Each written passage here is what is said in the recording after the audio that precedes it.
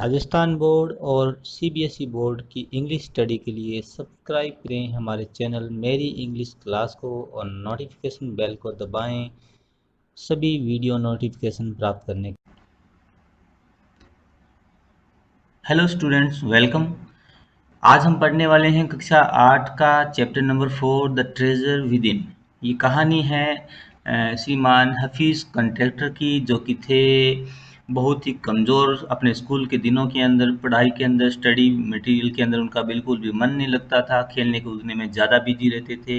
लेकिन बाद के दिनों के अंदर उसके जीवन में कुछ ऐसा हुआ कि उनका जीवन पूरी तरह से बदल गया। उन्होंने बहुत अच्छी स्कोरिंग की, अच्छी-अच्छी यूनिवर्सिटीज़ के अंदर पढ़ाई की और हफीज़ कॉन्ट्रैक्टर जो है मुंबई के एक महान कॉन्ट्रैक्टर है, जो बहुत बड़ी विशाल मंजिलें और उनके निर्माण कार्य के अंदर बहुत ख्याति प्राप्त की है और उन्हें बहुत सम्मानित किया गया है पद्म भूषण के द्वारा, भारत सरकार के द्वारा। तो आज पढ़ते हैं ये कहानी द ट्रेजर विद इन, जो कि एक इंटरव्यू है। एक बेला राजा नाम से एक लड़की है, वो उनका इंटरव्यू लेती है हफीज़ कॉन्ट्रैक्टर का। तो ये उनकी आपस की बातचीत है, इस बातचीत के माध्यम से हमारे को ये शिक्षा दी जा रही है कि प्रत्येक बच्चा जो है उसके अंदर कुछ पोटेंशियल मौलिक गुण होते हैं उसके खुद के, जो ईश्वर उनको देता है, भगवान देता है, और वो किसी न किसी चीज़ के अंदर कुछ अच्छा करके दिखाने की योग्यता रखता है। जैसा आप ही देखते होंगे अपनी कक्षाओं के अंदर, कुछ बच्चे खेलने कूदने में, कुछ बच्चे ड्राइंग्स करने में, कुछ बच्चे जो है वो गणित के अंदर, कुछ साइंस के अंदर और कुछ इंग्लिश में, कुछ हिंदी के अंदर विशेष, कुछ हैंड राइटिंग के अंदर अपना विशेष महत्व रखते हैं। तो प्रत्येक बच्चे के अंदर कुछ पोटेंशियल गुण होते हैं, उसी के बारे में ये कहानी द ट्रेजर विद इन। तो चलिए शुरू करते हैं हमारा lesson the treasure with in. Treasure means होता है खजाना, ट्रेजर, और विद इन होता है के अंदर। जो स्टडी जो है या कुछ भी करने की योग्यताएं जो है, उसका खजाना जो है हमारे अंदर ही है, उसको हमें कहीं बाहर तलाशने की ज़रूरत नहीं है। यानी ईश्वर ने हमारे को कुछ मौलिक गुण देकर भेजा है।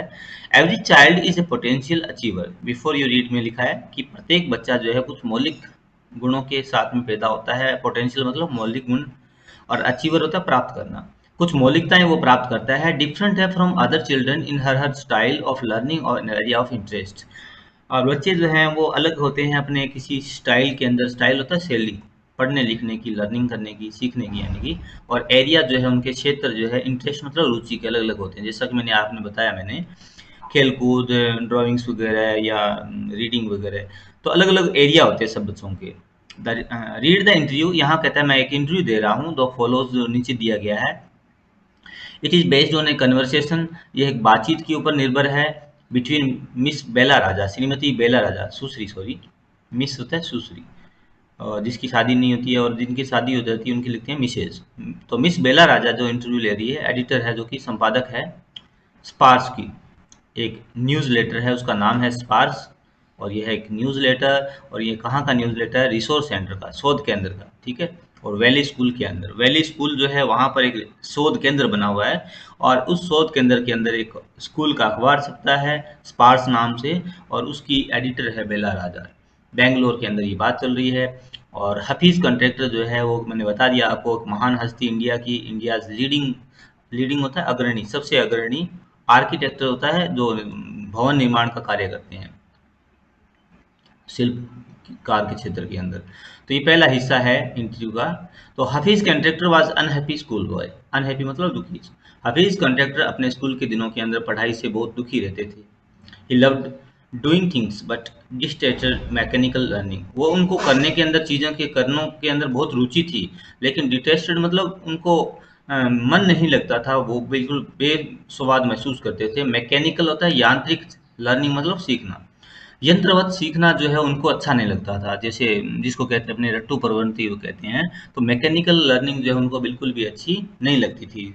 स्पेशली किसके बारे में? मैथमेटिक्स के फॉर्मूलाज को रटना, याद करना, गेव हिम द सावर्स, और ये चीज़ें उनको साइवर करती थी। साइबर मतलब होता है, गणित के नाम से ही उनको क्या आती थी? कंप कंपी आ जाती थी। साइबर मतलब होता है कंप कंपी, छूटना।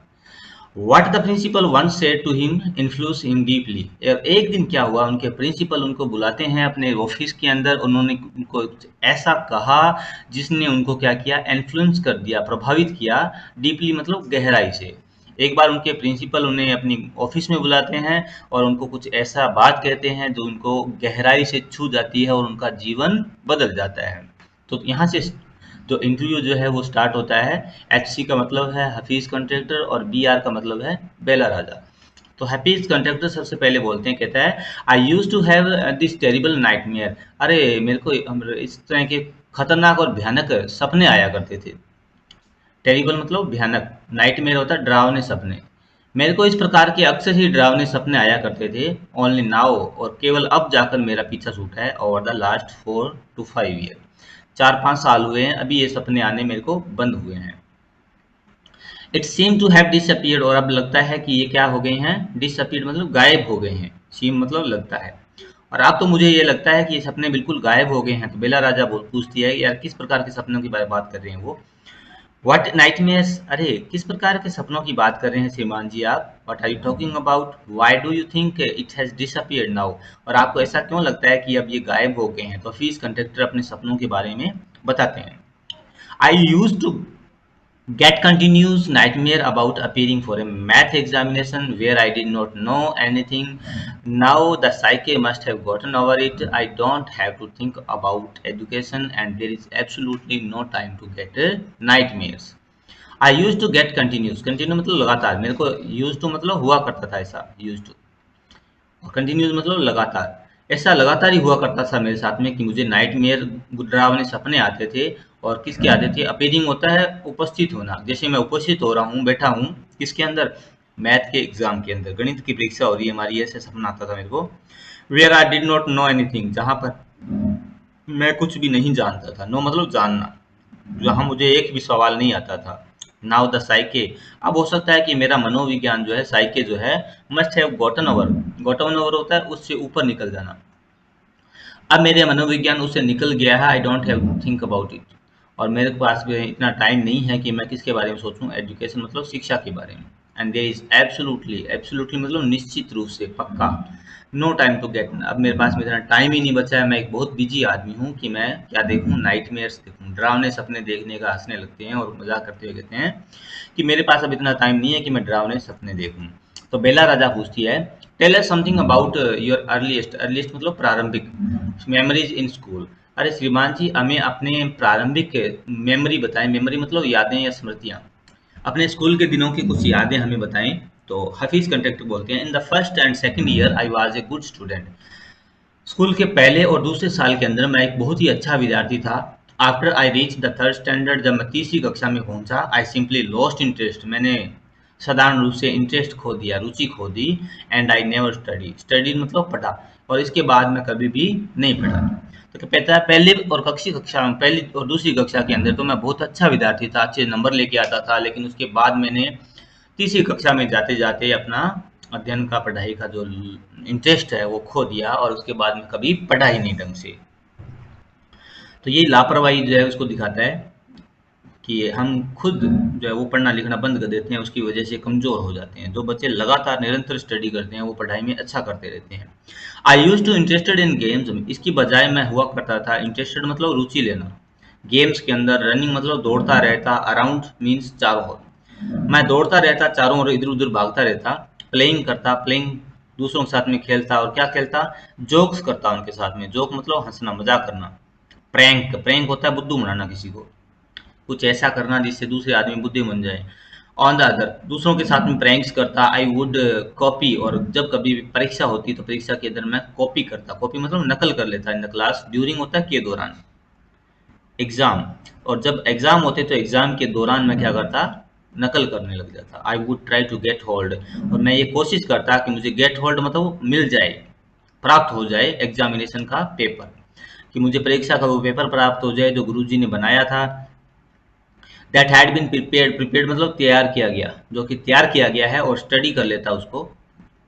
It as I could not remember, जैसा कि मुझे रिमेंबर मतलब याद नहीं है, things that had been taught to me in the class, क्योंकि मुझे वो चीज़ें कुछ भी बिल्कुल भी याद नहीं रहती थी जो कि मुझे टॉट मतलब सिखाई गई थी, टॉट मतलब सिखाई गई थी इन द क्लास, क्लास के अंदर। तो कक्षा में पढ़ा लिखा मेरे कुछ याद रहता नहीं था, एग्जाम के अंदर मैं नकल करता या पेपर प्राप्त करने की कोशिश करता। हावेवर, यद्यपि, later one sentence spoken to me, later बाद में, एक बाद में क्या हुआ, एक सेंटेंस, एक वाक्य जो है मेरे को बोला किसने, मेरे प्रिंसिपल ने, चेंज्ड बदल दी माय लाइफ, मेरी जिंदगी। और बाद में एक वाक्य जो हमारे प्रिंसिपल जी ने मुझे बोला, उसने मेरे जीवन को पूरी तरह से बदल दिया। When I approach my 11th standard, जब मैं अप्रोच मतलब पहुंचा, अब मैं पढ़ते पढ़ते जो है वो कौन सी कक्षा में पहुंच गया, 11th स्टैंडर्ड मतलब 11वीं कक्षा के अंदर, स्टैंडर्ड मतलब स्तर या कक्षा। जब मैं 11वीं कक्षा में पहुंच गया तो प्रिंसिपल जो है उन्होंने कॉल्ड में मुझे बुलाया एंड कहा, लुक हेयर सन, अरे बेटा इधर देखो मेरी तरफ। I have been seeing you, मैं तुम्हें देख रहा हूँ फ्रॉम डे वन, मैं तुम्हें पहले दिन से ही देख रहा हूँ, you are a good student, तुम वास्तव में क्या हो, एक अच्छे विद्यार्थी हो, बट यू नेवर स्टडीड, लेकिन तुम तो क्या नहीं करते हो, स्टडी नहीं करते, पढ़ते ही नहीं हो बेटा, तुम बहुत अच्छे विद्यार्थी हो, कहता है। I have taken care of you till today, आज तक मैंने तुम्हारी क्या किया, केयर मतलब देखभाल की है, आज तक मैं तुम्हें देखभाल करता रहा, now I can no longer, और आज के बाद मैं तुम्हारा साथ नहीं दूंगा और नहीं दे पाऊंगा, नो लॉन्गर मतलब और अधिक नहीं दे पाऊंगा। You do it your self, ये तुम्हें अब खुद ही करना पड़ेगा, योर सेल्फ मतलब खुद। He talk to me for 5 minute, उन्होंने मेरे से 5 मिनट तक बात की। You don't have your father, तुम्हारे पिता नहीं है बेटा, देखो तुम्हारे पिताजी जो है वो एक्सपायर हो गए हैं। योर मदर, तुम्हारी माँ ने कितना वर्क किया है, कितना काम किया, देखो कितना मेहनत करती है वो तुम्हें पढ़ाने लिखने के लिए, वर्क हार्ड किया है। ब्रिंग अप मतलब होता है बड़ा करना, ब्रिंग अप, पाल पोस के तुम्हें बड़ा किया है। एंड पेड मतलब चुकाई है, ऑल योर फीस, तुम्हारी फीस स्कूल की। All these year but you have only played, लेकिन तुम तो क्या है खेलते ही रहते हो game he. Now you should rise, अब तुम्हें उठ खड़ा होना होगा, राइज मतलब ऊपर उठना होगा। टू द ओकेजन, ओकेजन मतलब होता है अवसर, अब अवसर आ गया है, मौका आ गया है क्या करने का, स्टडी करने का। तो अब तुम्हें स्टडी करनी होगी, पढ़ाई करनी है तुम्हारे को, अच्छी विद्यार्थी बन के दिखाना है। I use to be a good sportsman, अब वो बताते हैं कि मैं पढ़ाई लिखाई में तो मेरा मन नहीं लगता था, यूज टू मतलब हुआ करता था, यूज एक अच्छा स्पोर्ट्समैन होता खिलाड़ी, मैं एक अच्छा खिलाड़ी हुआ करता था। I had been the senior, और मैं क्या था, सीनियर था सबके अंदर, सीनियर मतलब वरिष्ठ था। चैंपियन, और चैंपियन था अपने स्कूल का मैनी ईयर्स, बहुत सालों तक। And I also was the cricket captain, और अपने स्कूल की जो क्रिकेट टीम थी उसका मैं क्या था, कप्तान। I use to play game every game, मैं हमेशा हर गेम खेला करता था। But that year I did not step out on to the field, परंतु उस साल जब मेरे को बुलाकर प्रिंसिपल सर ने बोला था, तो उसने उस दिन में उस साल मैंने क्या नहीं किया, स्टेप आउट ही नहीं किया, बाहर कदम ही नहीं रखा, किसके अंदर, फील्ड के अंदर, मैदान में गया ही नहीं। I would go for prayer, मैं सीधा प्रार्थना में जाता, सुबह प्रार्थना से लेकर से और बाद तक कक्षा के अंदर ही रहता, कहता है। And all I would do, और जो मैं कुछ करता था वो यही था कि ईट कर लेना, खा लेना और स्टडी पढ़ना, खाना पढ़ना, यही मेरी प्रतिक्रिया दिनचर्या का हिस्सा हो गया था। और नॉर्मली, नॉर्मली मतलब सामान्यतः, यूज टू कॉपी, सामान्यतः मैं कॉपी कर लेता था, नकल कर लेता था और पास हो जाता था। बट आई रियलाइज्ड, परंतु मैंने क्या कर लिया, रियलाइज कर लिया, रियलाइज मतलब महसूस कर लिया, that once I was in SSC, SSC यहाँ बोला गया सीनियर सेकेंडरी क्लास, ठीक है, और 12वीं कक्षा को, यानी कि आई कुड नॉट डू दैट, कि जैसे ही मैं 12वीं कक्षा में हो जाऊंगा बोर्ड के अंदर तो मैं वैसा नहीं कर पाऊंगा, ये मैंने समझ लिया था, सर जो है वो सही कह रहे हैं मेरे को। तो कहते हैं ये बात मेरे समझ में आ गई थी। When I got a second class, और जब मैंने बहुत ही मेहनत करने के बाद एक सेकंड डिवीजन आई मेरी, कहता है सेकंड क्लास आई, 50% नंबर आए मेरे एसएससी के अंदर, तो मेरे प्रिंसिपल ने मुझे फिर से बुलाया और कहा, सन बेटा कंसीडर, अब मान लो, कंसीडर मतलब मानना, अब मान लो कि योरसेल्फ, तुमने खुद क्या किया है, having got a distinction, distinction मतलब होता है अलग हो जाना, कुछ अलग कर लेना, अब तुमने कुछ अलग करना शुरू कर दिया है, अब तुम्हारी शुरुआत हो गई है। This is my memory of my school days, ये मेरे स्कूल के दिनों की मेरी कुछ यादें हैं। I did lots of other things, मैं बहुत सारी दूसरी चीजें करता था, लॉट्स मतलब बहुत सारी। See as far as my things, जैसा कि मैंने बताया कि मेरी जितनी भी चीजें हैं, आर कंसर्ड मतलब मानी जाती है। आई कांट रिमेंबर, मेरे को याद नहीं है कि मैं बहुत कुछ करता था वहां पर, और मेरे बारे में ऐसा माना भी जाता था कि ये बहुत बदमाश आदमी है। I can't remember, I forgot things very easily. पढ़ाई लिखाई के बारे में फॉरगेट भूल जाता था, थिंग्स चीज़ों को, वेरी इजीली मतलब होता है आसानी से। पढ़ने लिखने के मामले में सब चीज़ों को बिल्कुल ही आसानी से भूल जाता था, टू रिमेंबर याद करना। I have to see things as a photograph. जब कभी भी मेरे को चीज़ों को याद करना होता था, याद रखना होता था, तो मेरे पास में एक ही तरीका था कि मुझे देखना होता था उन चीज़ों को एक फोटोग्राफ के रूप में, कि एक फ़ोटो देख कर के उनकी शक्ल जैसे याद रखते हैं, तो वैसे मैं इन चीज़ों को फ़ोटोग्राफ के रूप में देखता था और याद रखता था। I read a book and I can remember the matter. और मैं एक किताब को पढ़ सकता था और मैं उसके मैटर को, रिमेंबर मतलब होता है याद रखना, उस किताब के पूरे मैटर को, मैटर मतलब सामग्री जो है अंदर उसके, सामग्री को पूरी को याद रख सकता है। ये हफीज़ कंट्रैक्टर की फ़ोटो दी हुई है यहाँ पर। इंडिया के लीडिंग आर्किटेक्ट है ये, मुंबई के। इन्होंने बहुत सारी बिल्डिंग्स वगैरह जो है बनाई है, जो इंडिया के अलग अलग एरियाज के अंदर। द मैटर एज फोटोग्राफ, और पूरे मैटर जो है किताब को कहता है, मैं पूरी किताब को याद रख सकता हूँ अब एक फोटोग्राफ के रूप में, but not through my mind. लेकिन मेरे दिमाग के अंदर इसको याद नहीं रख सकता, थ्रू मतलब में से। That is how it works है, और यही इस प्रकार से मैं काम करता हूँ। बी आर बेला राजा पूछती है, when you were in school, जब आप स्कूल में थे, and you were doing badly, जब आप बुरा कर रहे थे पढ़ाई के अंदर, यानी कि बुरी परफॉर्मेंस, गंदे नंबर आ रहे थे आपके, डिड द टीचर्स, कभी शिक्षकों ने आपको पुल अप किया हो? पुल अप मतलब झिड़कना, बिल्कुल खड़े करके डांट लगाना। And how did you feel, और तुम्हारे को उस समय आपको कैसा लगता था, तो कक्षा में आपको सरेआम खड़ा करके डांट पड़ती थी? तो हफीज़ कंटेंट तो बोलते हैं, आई नेवर फेल्ट एनीथिंग, मेरे को कुछ महसूस ही नहीं होता था। कहता मैं तो बिल्कुल क्या है, गालियाँ सुन सुन के बिल्कुल एकदम पक गया था, और मेरे को गालियाँ का कोई असर ही नहीं होता था। एंड बीइंग पुल्ड अप, और मेरे को पुल्ड अप करने का, गालियाँ निकालने का कोई फर्क नहीं पड़ता था। I use to be interested, so interested in playing, मैं खेलने कूदने में इतना इंटरेस्टेड था कि I would receive a caning every year. खेलना कूदता करता रहता और पढ़ाई को बिल्कुल ही भूल जाता, और मैं रिसीव प्राप्त करता था अपने टीचर से कैनिंग। कैनिंग होता है पतला, पतली छड़ी या डंडा, जिससे बेंत टाइप में, जिससे मारा जाता है बच्चों को, कैन मतलब बेंत। और हर सप्ताह मुझे एक छड़ी की जो है मार पड़ा करती थी। तो बेला राजा पूछती है, व्हेन यू न्यू, जब आपको पता चलता था, that you had incurred, incurred मतलब जागृत कर देना, जगा देना। रात, रात मतलब होता है गुस्सा। जब आपको पता लगता कि आपके कारण जो सर है, टीचर है, मैडम है, वो क्या हो गए हैं, गुस्सा हो गए हैं, बाय नॉट डूइंग होमवर्क, कि आप गृह कार्य नहीं करके लाए और टीचर गुस्सा हो गए। बाय बिहेविंग, बिहेविंग होता है व्यवहार करना, बैडली मतलब होता है बुरा, या आपके बुरे व्यवहार के कारण, या आपके गृह कार्य नहीं करने के कारण जब टीचर को गुस्सा आ जाता है, ऐसा आपको लगता था, पता लगता था। व्हेन यू न्यू, जब आपको पता लगता, you would get A Canning, कि आपको एक कैनिंग पड़ने वाली है, बैंत पड़ने वाली है। What was the state of your mind, state मतलब अवस्था, उस समय आपके दिमाग की क्या अवस्था होती थी कि आपको पता लगता था कि मेरी अब मार पड़ने वाली है? तो हफीज जी बोलते हैं, स्टेट ऑफ माइंड, अरे दिमाग की अवस्था, अरे मुझे कोई फर्क नहीं पड़ता था, मैं तो वैसा ही हो गया था मार खा खा करके। जस्ट लिफ्ट अप, मैं केवल, जस्ट मतलब केवल, लिफ्ट अप, लिफ्ट होता है ऊपर उठाना, मैं अपना हाथ ऊपर उठा देता, and they would can you, और वो मुझे क्या करते थे, कैन करते, मारते थे। इट वुड हर्ट बैडली, उस समय तो मुझे हर्ट मतलब चोट लगती थी, बैडली मतलब बुरी तरह से। And then I would have to forget about it, और तब मैं, मुझे मेरे पास में एक ही बात होती थी कि मैं इसके बारे में फॉरगेट मतलब भूल जाऊँ सब कुछ। Because I would want to go and play, कि मुझे जाना होता था, चाहता था मैं कि ज़्यादा जाऊँ और गो एंड प्ले और खेलूँ। तो बेला राजा पूछती है, यू नेवर फेल इनसिक्योर्ड और थ्रेटेंड, क्या आपने अपने आप को कभी फेल्ट मतलब महसूस किया, इनसिक्योर मतलब असुरक्षित, थ्रेटन्ड मतलब डरा हुआ, बिल्कुल धमकाया हुआ, क्या आपने आपको असुरक्षित और डरा धमका हुआ महसूस नहीं करते थे आप कभी भी? तो हफीज जी बोलते हैं, I was just interested in playing and nothing else, मेरा केवल ही एक ही इंटरेस्ट था, केवल और केवल क्या करना, प्लेइंग, नथिंग एल्स मतलब और कुछ भी चीज़ नहीं। I was most interested in funny pranks, और सबसे ज़्यादा मेरा इंटरेस्ट था फनी मतलब मजाकिया प्रैंक्स करना लोगों के साथ में। प्रैंक मैंने बताया आपको, बुद्धू बनाना लोगों को, कुछ ऐसा करके।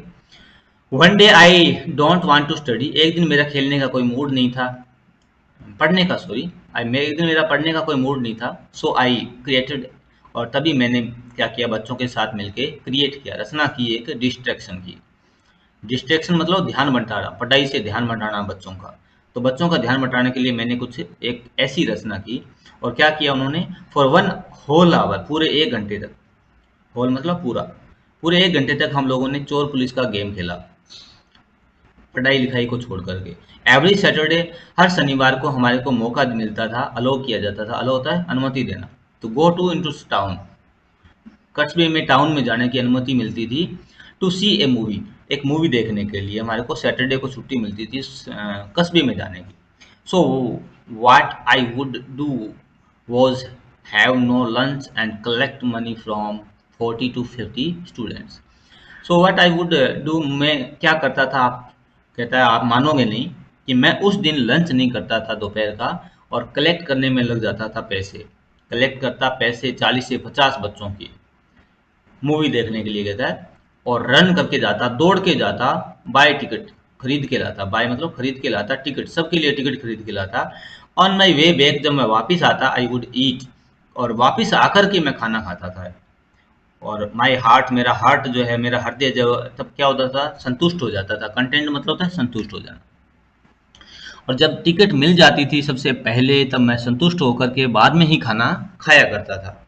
आई use to be the leader of a gang, school के अंदर हमारी एक गैंग थी कहते हैं, और उस गैंग का मैं क्या था, लीडर था, नेता था, अपने गैंग का दादा था, यानी लीडर।